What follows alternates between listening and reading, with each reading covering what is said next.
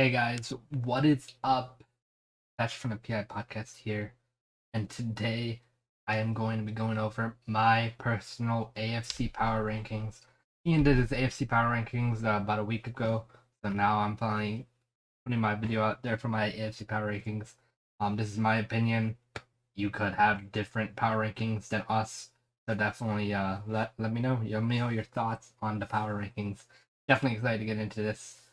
I'm gonna be going over all my AFC rankings. You guys might not agree. You guys might agree with me. I don't know.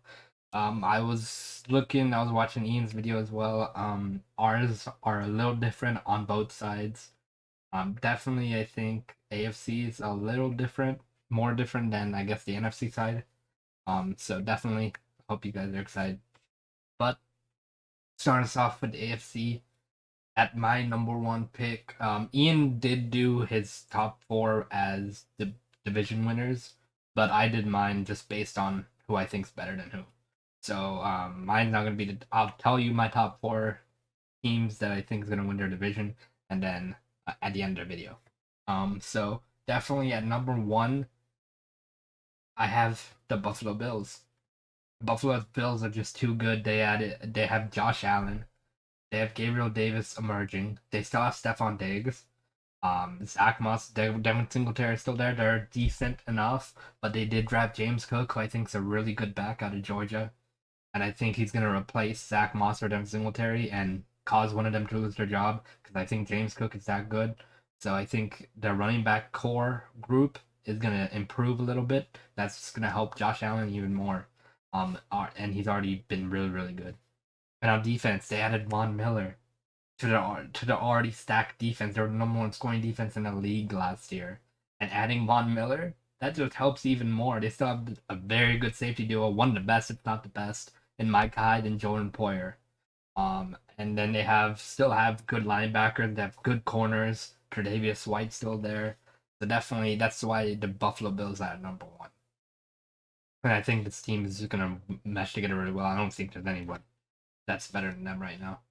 And number two, they may be a little high, but I have the Indianapolis Colts at number two. I just think their defense is so good, and they improved drastically at quarterback. They added Matt Ryan, who's light years ahead of Carson Wentz, in terms of quarterback play and quarterback IQ, quarterback smartness. So definitely he might not have the best receivers, but he still has Michael Pittman, Molly Cox, who's been stepping up for them. And he still has Jonathan Taylor in the backfield, as well as I think some other backs there that can carry the load as well. So Jonathan Taylor is a beast, and I think he's going to continue to be a beast. They have one of the best, if not the best, offensive line in the NFL. And Matt Ryan's never had a defense or an offense in his career, so I think that's just going to work so perfectly. Their defense is really good. They still got Darius Leonard. They got safeties. They got Xavier Rhodes still, who I think is playing decent. He's not in his prime anymore, but he's still playing really well. So I think that defense is just off the roof right now. They have Forrest Buckner. They just got Unique Ngakoue as well to have that pass rush as well. So I think there's gonna be way better, and that's why I have them so much above even next two teams I have up on my list. The reason why they're up so high is because I think they have everything right. Kind of like how Matthew Stafford just went to the Rams and he had everything around him. That's what I think Matt Ryan came into. He came into a perfect situation with everything around him. And I wouldn't be surprised if they made the Super Bowl. That's a hot take, by the way. Um, Number three, I was torn between the Chargers and the Broncos here, but I kind of at number three I have the Chargers. I think Justin Herbert is such a good quarterback. He can make amazing throws. Example last season, threw that 70 plus yard bomb. Oh my god, he rolled out to the right. Everyone remembers it. He just stood there and threw it so deep and put it right into the hands of his receiver for a touchdown. Most amazing throw I've ever seen in a while. Like, it's not even crazy. And Patrick Mahomes is in the league. So, definitely, they're really good. They added J.C. Jackson, one of the best corners in the league. And they added one of the best pass rushers in the league in Khalil Mack. So, definitely they got better. And I know they're going to new teams. They're not automatically going to be better. But the fact that they lost. They lost against the Raiders to go to the playoff game because they were getting gashed in a running game, and they added some people. They added a D lineman. I think Sebastian Joseph Day, I believe. Correct me if I'm wrong, but they added Sebastian Joseph Day, who's a really good run stopper, and I think he's pretty good at D tackle. And they also added, like I just said, J.C. Jackson and Khalil Mack. So that's why they're at number 3. I think they almost have a complete team around them. The offensive line might not be the best, but it's not the worst. And it's nowhere near the middle. It's like a little above the middle, above the mid tier. So definitely Justin Herbert's gonna be well off. Mike Williams and Keenan Allen. Didn't even mention those. I didn't even mention Austin Eckler either. Yeah, they are gonna be really good this year, I think. That's why I have them at number 3. At number 4, I have the Denver Broncos. Again, I think it's kind of like the Los Angeles Rams and the Indianapolis Colts. Russell Wilson got traded into a perfect situation again. He has very good receivers in Jerry Jeudy and Courtland Sutton. You could say they're all right receivers, but I've seen those receivers play. They can burn any corner. They can moss any corner. I mean, and they're not Devontae Adams. They're not some other people, but I think they're better than Hunter Renfrow. Hunter Renfrow is really good and a very amazing route runner, but I think Jerry Jeudy and Courtland Sutton are a little better than him. Jerry Jeudy especially. But Hunter Renfrow is such an amazing receiver, and I'll get to him in a minute. But the Denver Broncos are so high because Russell Wilson got put in a perfect situation. But they still have Javonte Williams. If you saw him last year, he's a monster tank at running back. He's like nothing you've seen before. He was dragging 4 people past the first down marker and more. It was crazy to watch. And they also have Melvin Gordon. They kind of have a 1-2 punch with that Javonte Williams being the power back, Melvin Gordon being a elusive, agile back. And I think that's going to work really well for him. And Russell Wilson has everything around him right now. He even has defense with PS2, Bradley Chubb, and they have a lot of other pieces on defense as well. And I think they're just going to play well together. That's why I have them so high. I think their defense is very, very good, and I think just by adding Russell Wilson, their offense is going to be able to drive down the field at will against any of these defenses. And number 5, I have the Cincinnati Bengals. Unfortunately, they did lose in the Super Bowl, but in the offseason, they just got better. They added more offensive linemen to protect Joe Burrow. They realized they need to protect Joe Burrow now, because they need to win. And they also still have their receivers in Jamar Chase. T. Higgins is there. They lost C.J. Uzomah, unfortunately, but I still think that offensive line is going to be better than it was last year. And Joe Burrow's Joe Burrow. His connection with Jamar Chase, I think, is going to improve somehow. It's crazy, right? Improve. Somehow Joe Burrow and Jamar Chase are going to improve. They were amazing last year. I think they continue that this year. And on defense, they had a decent defense. That's why they're at 5. I don't think they have a better defense than these other teams, except maybe the Chargers. Definitely, I think they have a better. I think that it might have a little bit better of defense than Chargers, just because we've never seen these players play on the Chargers defense together, but they could be playing amazing, so we don't know. But I think they have enough pieces on defense. They have Jesse Bates over there. They did re-sign that corner, the clown corner. You know what I'm talking about. I think everyone knows what I'm talking about now. But they decided to run a 1-year deal. But regardless if he was getting mossed by Cooper Kupp in the Super Bowl or not, he was playing decently well. So I'm okay with that signing. And they still have all the pieces on their defense. And Joe Mixon's still there. Joe Mixon's a very good back. And he's definitely up there in running backs. Like, definitely he's consistent and he's proven himself. And he can play well. That's why the Cincinnati Bengals are up top. Because it's still have Joe Burrow, Jamar Chase, Joe Mixon. Defense is still good. That's why they're number 5. And number 6, I have the Las Vegas Raiders. Definitely another team that could be higher, but in my opinion, I don't think their defense is that great. Yes, they have some pieces there, but they have Max Crosby. But other than that, they still have Trevor. They have Trevor Morrig. I don't think he played that well last year.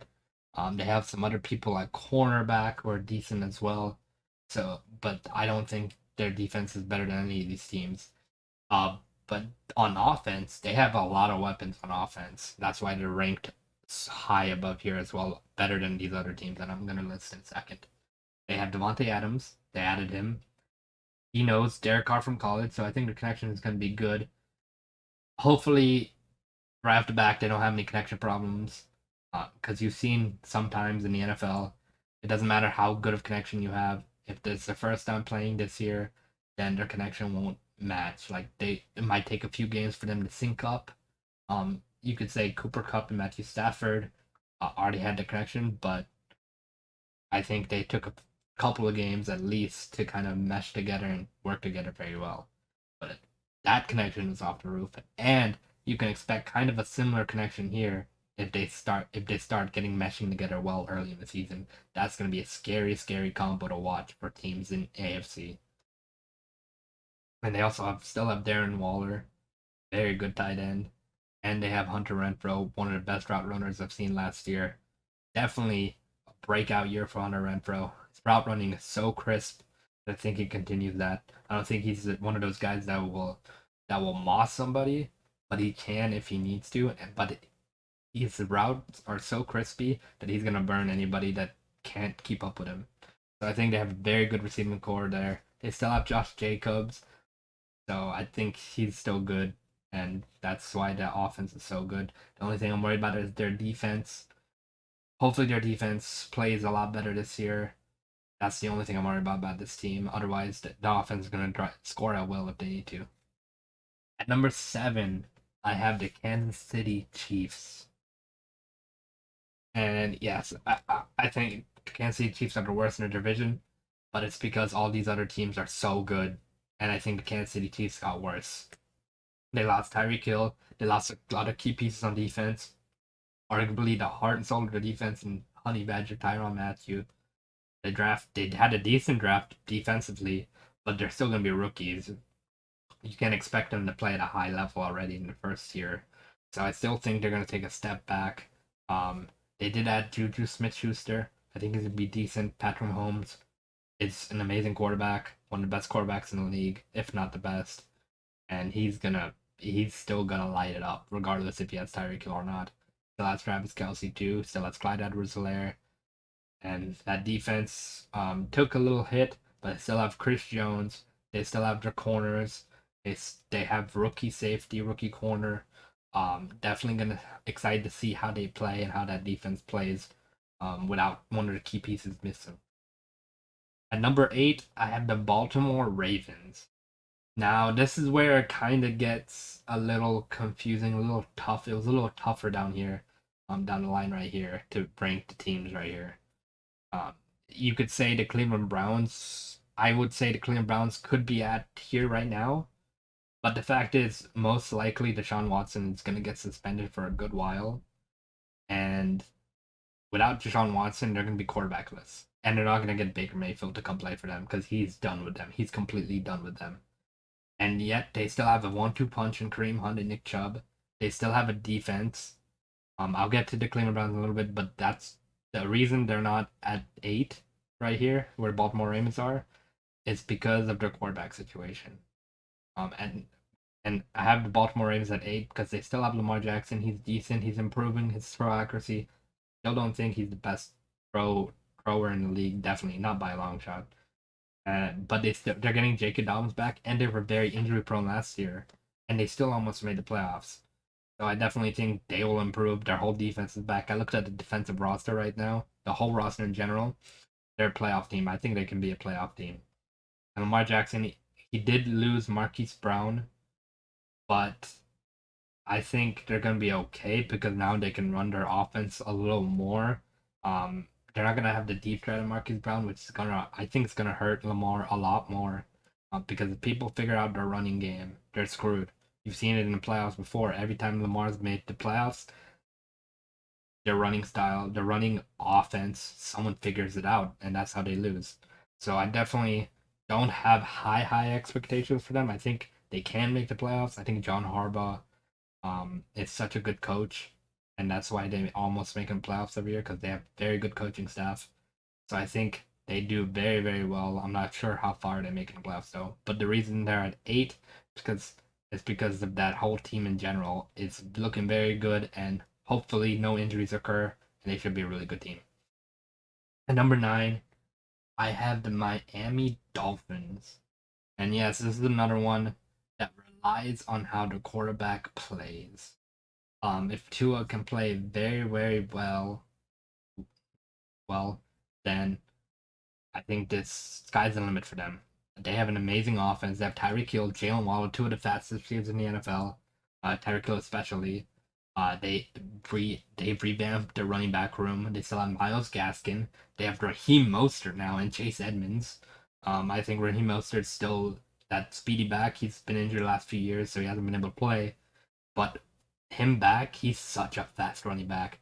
He's so good too. So him and Myles Gaskin, I think they're gonna be an awesome combo. And you just throw in Chase Edmonds with that. On a defense, they still have Xavier Howard. They have Christian Wilkins down there as well on the defensive line. They have very good linebackers. Jerome Baker's pretty good linebacker. I think their defense is coming together, meshing well. They do have a new head coach, so we'll see how he uses his talent. But I think it'll be okay. I think they can play well enough, even with the new coaching staff. And it's all going to depend on Tua. If Tua can play decent, they're going to make the playoffs. And if he can't, we're going to see the Dolphins lose a lot of games, or at least be in close games and lose them because of Tua. At number 10, I have the Cleveland Browns here.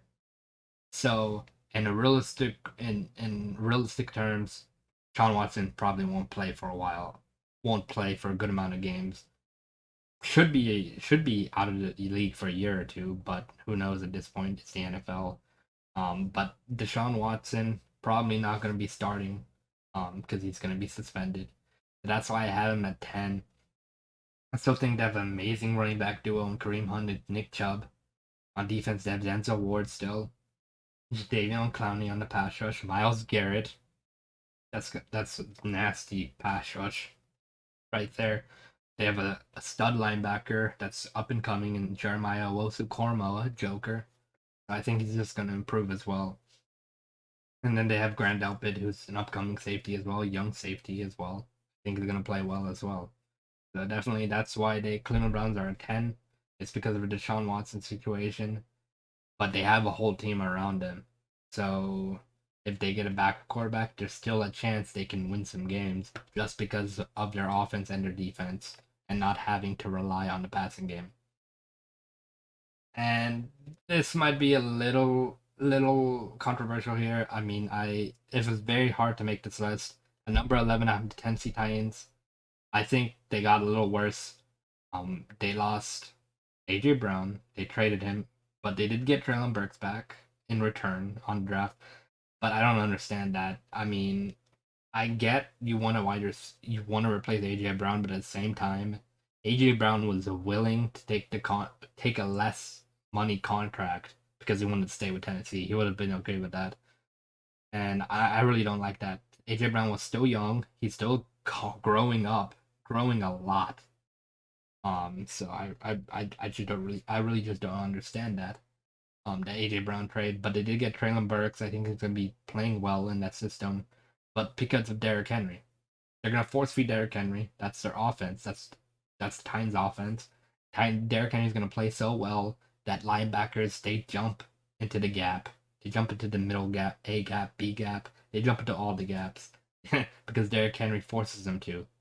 And then that's gonna open up play action for Treylon Burks to get open deep or medium cross routes. I think Derrick Henry being there is going to distract people and teams so much from Treylon Burks that they're going to overlook him. And also Ryan Tannehill, he did play horrible in the playoffs, but I believe he can play well enough to lead this team to some wins, and he has Derrick Henry helping him out. And on defense, they didn't get that. The reason they're at 11 is because they did get hurt a lot on the defensive side. Their defense was pretty decent last year. They did lose Rashaan Evans, who went to the Falcons. So that's a big loss right there. But for the most part, they kept everyone else. So I think their defense is going to be okay. That's why they're so low. It's because they lost AJ Brown. They lost some pieces from defense. That's why they're here. At number 12, this one might be a little harder to believe. because their coaching staff is so good. And I was torn myself putting this team way down here. They could even go a few at 9 or 8 even. This team could, because their coaching staff is that good, and that's the New England Patriots. I was very torn on putting this team so low because their coaching staff's so good and they made the playoffs last year. Um, but the reason I have them at 12 is because they did lose J.C. Jackson. Bill Belichick doesn't like paying his players, and they have Damien. They still have Damian Harris. They have Mac Jones. He's only going to improve. They traded away one of their tackles as well, and they drafted Cole Strange in the draft. I don't think they have the best draft or offseason either. So I think their defense is going to hurt a little bit. I don't think they got better too much on the offensive side. You could say Devontae Parker was a good pickup at wide receiver, but he's never really shown. He's been injured a lot, and he's never really shown he's going to be a true number one wide receiver. And that's why I have Patriots solo. But you never count Bill Belichick. Honestly, I was very torn of putting them here. I definitely, honestly, could put them. You could if Deshaun Watson going to get suspended, so I would put them above the Cleveland Browns at number 9. So definitely take it light because I was very torn on doing this. The only reason why I have them under the Cleveland Browns is because if Deshaun Watson plays in some wacky situation, that the NFL somehow lets him play, which would be insane. Um, then the Cleveland Browns are up there. But I still think they have such a better team overall surrounding them than the New England Patriots right now. And that's crazy to say because the New England Patriots coaching staff is so good that they can work with anybody. But yeah, that reason that down here is they lost so many pieces, and I don't think they got too much better. But they could be up higher on my list. This was a team that I was very, very torn with putting down here. At number 13, I have the Pittsburgh Steelers, and I think they're the best of the worst teams. Honestly, I think Kenny Pickett, will be sitting this year. I think Mitch Trubisky was an underrated signing for the Pittsburgh Steelers. I think Trubisky can play well enough. He showed it in his playoff game, and with Mike Tomlin being his head coach, who's never missed the playoffs as the Pittsburgh Steelers head coach, I think they're gonna do well. They still have Deontay Johnson. They have top 3 wide receiver Chase Claypool. You get the joke. Uh, you are awesome. But Chase Claypool, Deontay Johnson. They have Najee Harris. They drafted George Pickens as well. So definitely they're gonna have an amazing receiving core. They're gonna have an amazing running back. Their offense is gonna be loaded. And let's not forget about their defense. Their pass rush is so good with T.J. Watt and Cameron Hayward and everyone on that D line. It's so good. And then their linebackers are really good as well. Their safeties are good. Their cornerbacks are good. Just that whole team in general. Their defense plays very well. Mike Tomlin knows how that team and knows how the defense works. So that's why I have them at 13. The reason they're not higher is because their quarterback situation, and a lot of these teams already have their quarterback situation figured out, except for a couple teams. But that's why they're at 13, and so they're at the near the bottom. Is because I think they're gonna have a decent season, but I think all these teams are better than them. At number 14, I have the New York Jets. Definitely a lot to think about here. We're getting down to the last 3 teams. The New York Jets, they have Zach Wilson, they have Corey Davis, they have Quinnen Williams and Quincy Williams on D line. They got Jermaine Johnson for a steal in that first round. They also got Ahmad Sauce Gardner, who's an amazing, the best corner in my opinion in the draft. And they got him, and they had a really good draft and a really good offseason. And they added so many pieces. I think their defense is going to be way better this year. I think their wide receiver core has already been good, and they have Breece Hall now, probably one of the best running backs in the draft, and they got him. And you have to pair up with Michael Carter as well, who's playing decent. So it's going to be a second year now. So that's why I have the New York Jets playing so high. And because Zach Wilson did show some signs of development at the end of the season last year. Yes, you can clown him for throwing 4 or 5 interceptions against the Patriots, but at the end of the season, he did show some signs of flashes. And the reason I don't have the Jaguars up here above the Jets is because I think they have a better overall team than Jaguars. The Jets, I think they're better off defensively than the Jaguars are. The Jaguars did add a lot of good pieces in free agency, but I think overall this team meshes well. And I think Trevor Lawrence, even though he's a rookie, you could say, yeah, rookie. That's why he threw the most picks in the NFL, or tied with most picks in the NFL. But Zach Wilson showed signs of development, and Trevor Lawrence is very, very good, and it's going to be very good. But you can make a case for Zach Wilson just being even better this year. So both quarterbacks could have better. And I think the Jets just have a better roster this year. At number 15, I do have the Jacksonville Jaguars. You guys probably know who the last team's going to be. But the Jacksonville Jaguars are up here. They're very down here. They had a very good free agency. I just don't see them beating all these other teams I listed above them, except the Jets. They could very realistically beat the Jets and the Steelers. Very realistic opportunity here. So they could even be at 12, for that matter. I could even put them up there. Now, the Jets and Jaguars were where I was torn at right here, because the Jaguars could be up at 12. They could be down here at 15. They could be in the middle above the Jets. So I didn't know where to put them. But I was thinking about it, and I like the Jets roster a little better than the Jaguars. So definitely that's why they're at 15. They did add Christian Kirk. They added Zay Jones. Decent receivers. Nobody is going to be a true number one wide receiver. So Laviska Shenault. They're getting Travis Etienne back. Going to be a really good back, I think, out of the backfield, and even at wide receiver. If they put him in the slot or something like that, he's going to be they're saying he's going to be a wide back like Cordero Patterson and Deebo Samuel. We'll see how that comes to light. On their defense, they did add Foyesé Oluokun, who's a really good linebacker. I like him a lot. And they added a lot of other pieces on defense as well. I just don't think their defense is as good as any of the teams listed. But they did have a very good free agency. And at number 16, the final team, the worst team I think in the AFC, is the Houston Texans. Yes, you can say, oh, Davis Mills was playing okay, but I don't think Davis Mills is a franchise quarterback. They did start building around him. They did draft Derek Stingley, but who else is on that defense? Help me.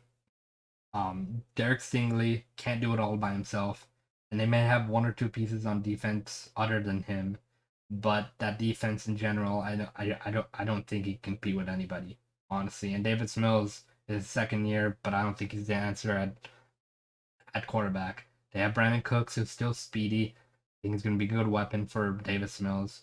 But their running back group isn't that great either. The problem with the Houston Texans last year was their running game. They couldn't get their running game going, and it led to so many more pass attempts from Davis Mills and more attempts from their quarterbacks last year. So definitely, I don't think they've really improved the running back room this year either. So that's why they're dead last. Definitely let me know what you guys think of this power ranking. Let me know where you would put these teams at. Let me know your power rankings. It was a little bit longer video. Definitely I wanted to give my takes on all the teams that I listed and why they were there. But I appreciate you guys for watching the video. If you got to the end, comment down PI podcast so I know you made it to the end of the video. Thank you guys for watching. See you guys next time. Peace. Thank you for watching the PI Podcast. Make sure you subscribe and tune in next time so you don't miss the latest news in the NFL world. You can also follow us on TikTok at PI Podcast and on Twitter at PIPodcasters. Until next time.